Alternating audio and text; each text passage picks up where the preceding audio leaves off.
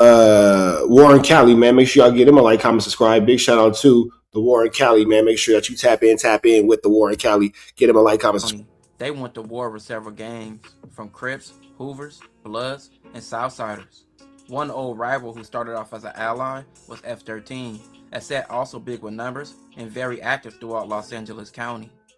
Both gangs have a huge territory, and some of their turf is basically shared, making many members grow up together. There's many reasons stated why they began the beef. Many state a drug deal gone wrong, and since that deal, many gang members on both sides have lost their lives, as well as many innocent people. And what's especially No, we live. disturbing is a growing number of innocent people are dying in what one detective describes as absolute genocide going on.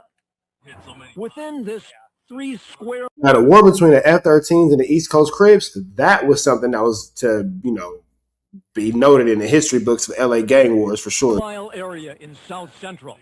There have been as many as 3... Appreciate everybody here tapped in on this live with me, man. We are for show live. 2 dozen murders and more than 100 shootings since January of last year.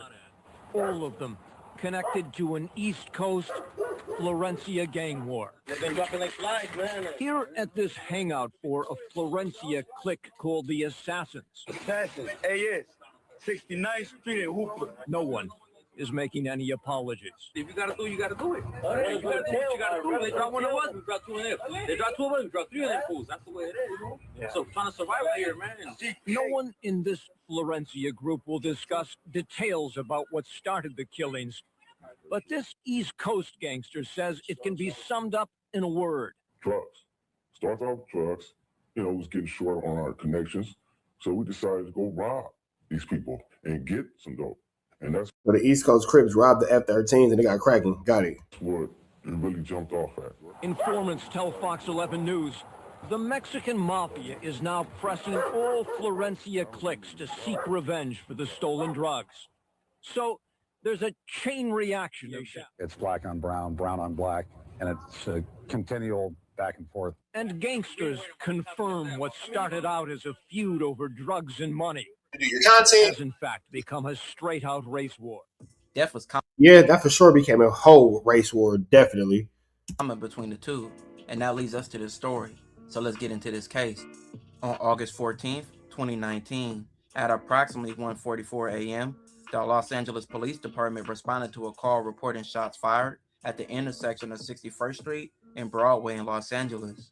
The responding officers found X-Ray, an East Coast Crip member, on the ground. He was suffering from gunshot wounds to the head and leg. Shortly after, he was pronounced dead. There were no bullet casings at the crime scene.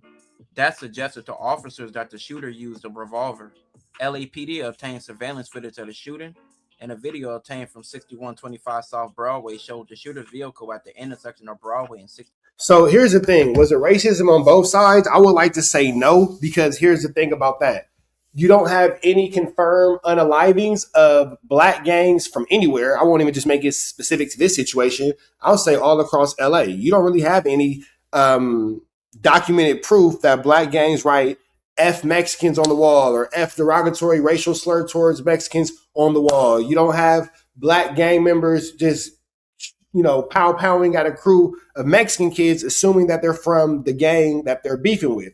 Whereas Mexican gangs will go at anybody black, assuming that that person is from a said gang or a said community, or hiding their disrespectful disregard and disposition towards black people behind it's, oh no, we're beefing with this gang. So we thought that he could be from the gang and he was black, so that's why we pow-powed him. There's no discrepancy. There's no discernment being used in between the two. So when it comes into it in the Los Angeles area, yes, there is a heavy group of Mexican Americans who do have an extremely bigoted feeling towards African Americans, for sure. First Street, about 13 or 14 minutes before the shooting. The vehicle appeared to be a Nissan Altima. Where Reg Dog said. A light-colored object was visible on the dashboard near the center console. The vehicle had scratch marks above the right wheel. Another video obtained from 6225 South Broadway showed the same vehicle driving back towards the same intersection around 1:42 a.m. A third video obtained from 251 West 61st Street showed the victim walking out of a motel wearing the same clothing found at the crime scene. The vehicle entered the intersection of Broadway and 61st Street and then stopped. The rear passenger door opened, and an individual stepped off the vehicle and began to fire multiple rounds at the victim. X-Ray then fell onto the corner of 62nd Street and Broadway. There were 2 red lights visible in the video footage next to X-Ray, which suggested that the laser was attached to the shooter's gun. The center brake light of the shooter's vehicle was not working at the time of the shooting. At 1:43 a.m., the LAPD received a call that somebody in a Nissan Altima on 61st Street and Broadway had just shot the caller's friend. Later that day, a police officer pulled over a man named George in a Nissan Altima. The police retrieved 2 cell phones, one from the car and one from George.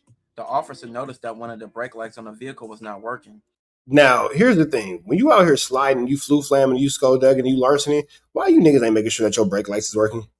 That's something that I don't understand. Why when you out here flu flamming, you niggas don't be having brake lights? Why when you niggas is flu flamming, you niggas don't be having your registration on your car or whomever car that you in? Or why you just not in a full-blown G-ride, period, point blank? What happened to the days of niggas being in G-rides?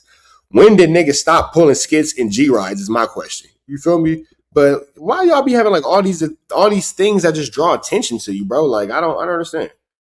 I don't understand. That's not really, I don't know. That logic doesn't logic to me. George's vehicle was then impounded. A detective inspected and searched George's car, and there was damage to the front and rear passenger doors and the rear fender. The scratches above the right car wheel were consistent with those seen in the surveillance video. Data was also extracted from the cell phone found on George. There was a photo of a revolver that had an attached laser.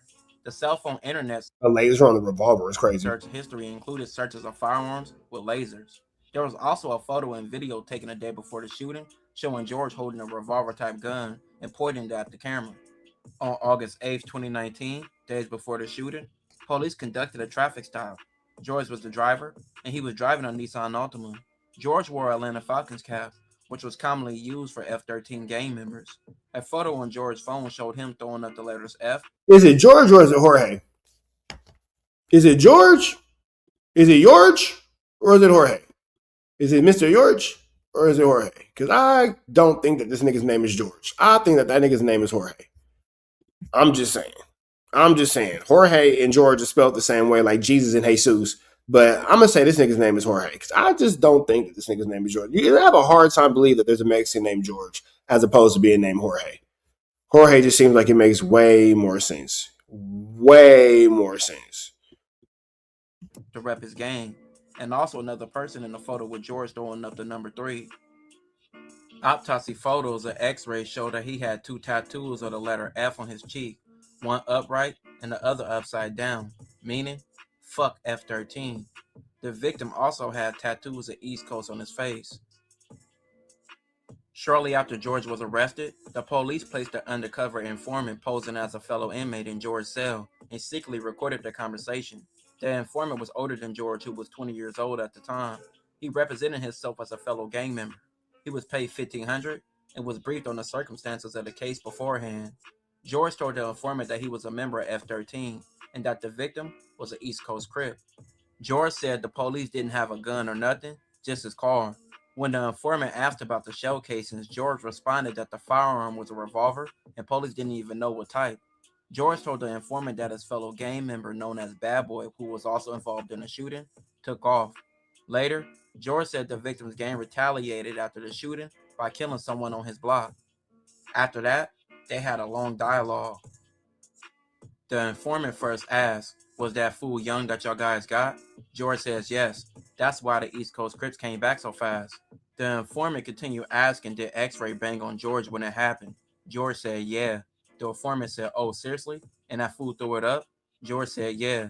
The informant said, "You were like, all right?" George said, he was like, "What up, cuz?" Man, getting a full breakdown, getting everything. The nigga giving it all up. Oh, I gotta stop talking to people in them jail cells, brother. Gotta stop talking to people in them jail cells, brother. Because you give it all the way up, man. Giving it all the way up. You talking way too much about your homie, about your community, about your circumstances, about the consequences of and all that. You don't have to do all that, George. Mr. George, you're messing up, Mr. George. You don't got to do that. You know what I'm saying? Now, if you was acting more like Jorge, I'm just saying. But George don't got it because George think that it's okay to run his mouth about this kind of stuff. And you sitting in the cell. And I don't know why people think that because they're in jail, they should continue to talk about their case we've heard so many time and time about these dudes talking to people who are within their cells, and they're fucking investigators and detectives and all kind of stuff like this. And then boom. Informant said, "He said that to you?" George said, "Yeah, man." When George returned to his cell, one of the detectives said to him, "I'm going to tell you, I haven't seen a lot of revolvers with a laser." The informant then asked George several questions about the laser and then the revolver used in the shooting. The informant asked how much that crap costs. Are they expensive? Do they sell them? Or do they put them together separate? George replied, it was already put together. In response to a question about the price, George said he bought it for like $250. George explained when you put your finger on the trigger of the revolver, the laser turns on by itself. When asked if he sold the revolver, George stated, hopefully, the homie got rid of it already. George and the informant continued to have a long convo, which George questioned how did the police know anything, which the informant also stated, how would they know? But this was all the police needed. George was later sentenced to 25 years to life for this crime. X-Ray was the last East Coast Crip killed in this brutal war between the East Coast Crips and F-13. Shortly after his death, in series of months of meetings and ceasefires, a peace treaty happened between both gangs that's still active, with both gangs being on. Yeah, they both have definitely ceasefire since then. So it's definitely amazing to see that the F-13s and the East Coast Crips have figured out a way to be cool with one another and not be so detrimental to one another, and stop the violence and stop the craziness that was going on between their two terms. And hopefully it stays that way. RIP all lost in this war. This will conclude this episode. If you haven't already, check out my previous episodes. Don't forget to like, comment, and subscribe. So out to the war in Cali, man. That was a crazy situation, but blessings to everybody involved. Make sure y'all tap in with the war in Cali. Give him a like, comment, subscribe for everything he has going on. Notification bell, red dot to the left. You know the rest. Know what it is. TNN Trap News Network. I was with Rich Trapper. I was with you.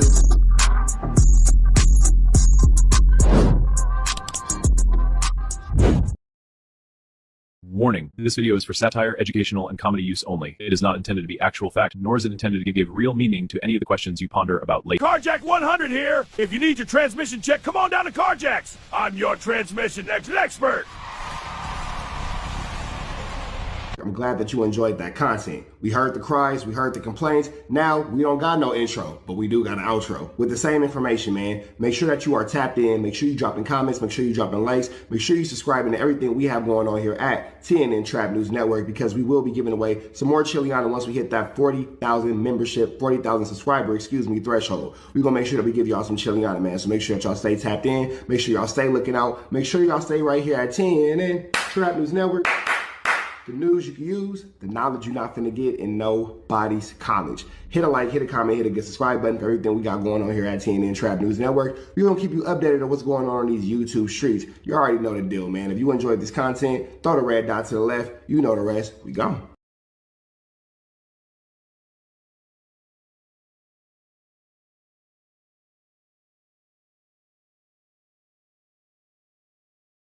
Hi, I'm Whack 100. When I'm not snitching on the internet, I'm snitching in real life. For your own personal home security, call 1-800-WACK-ATTACK. We're first, law enforcement second.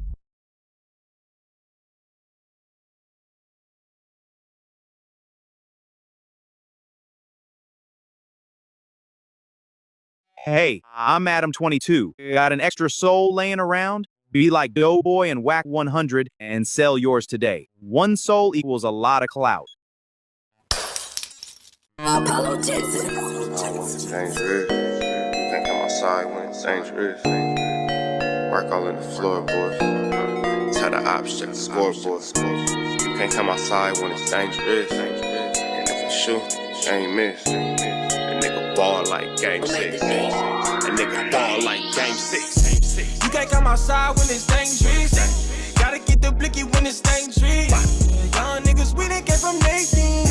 Thought we would stop, we just can't quit. Thought we would stop, we just can't quit. Water like us niggas up in game 6. Miss it with the bullshit, you can save it. Water like us niggas up in game 6. Game 60 bands on my neck when I got it on me. And I remember I was broke, I never let him hold me. Final seconds with my back against the wall. 81 points strong with this K, I call it Kobe.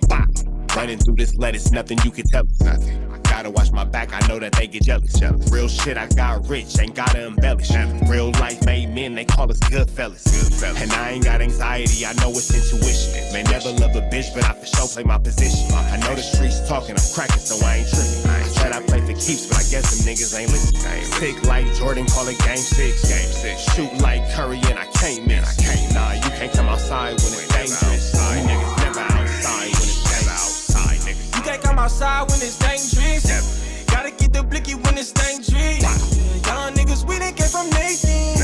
Thought we would stop, we just can't quit. Thought we would stop, we just can't quit. Ballin' like us niggas up in game 6.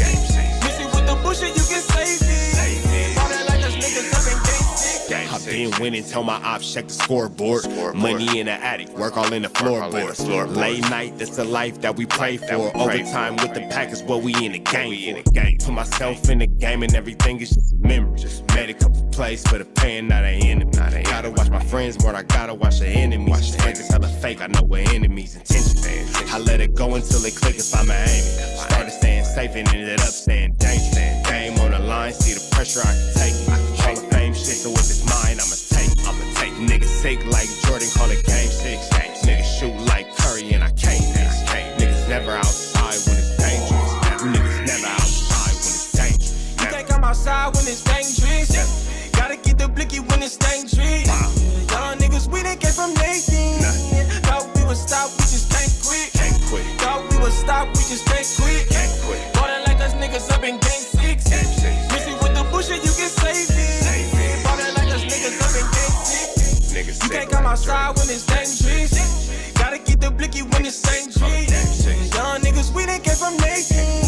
Thought we would stop, we just can't quit. Thought we would stop, we just can't quit. Ballin' like us niggas up in game 6.